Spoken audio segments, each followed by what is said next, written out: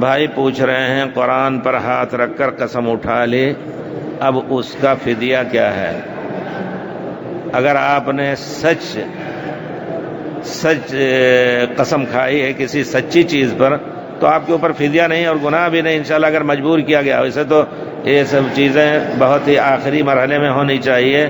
قرآن پر ہاتھ رکھ کر کے پرانے زمانے میں بھی علماء نے کہا ہے کہ ان سے قسم لی جا سکتی ہے، لیکن یہ ہے کہ اگر آپ نے جھوٹ قسم کھائی ہے تو بہت بڑا خطرہ آپ کے اوپر ہے۔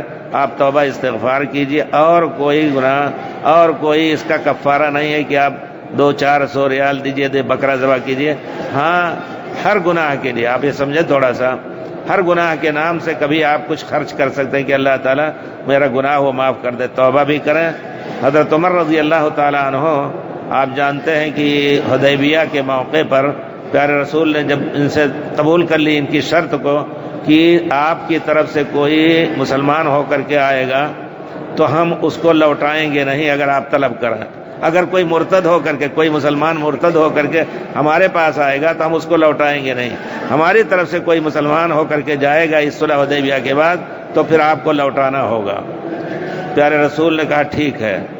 حضرت عمر نے کہا یا رسول اللہ، بخاری شریف کی روایت، نقبل الدنیۃ فی دیننا، اتنی نیچے ہو کر کے ہم شرط ان کے قبول کریں، ذلت برداشت کر کے؟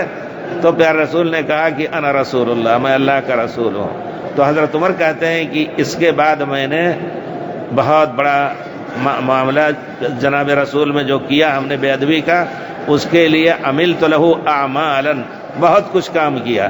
ایسا لگتا ہے کہ صدقہ خیرات یا نماز زیادہ سے زیادہ پڑھ کر کے توبہ استغفار کیا۔ تو آپ زیادہ سے زیادہ توبہ سب سے پہلے کریں اور نیک کام کرتے رہیں انشاءاللہ اس نیت سے۔ اگر جھوٹ قسم کھائے، اگر سچ ہے تو انشاءاللہ کوئی فدیہ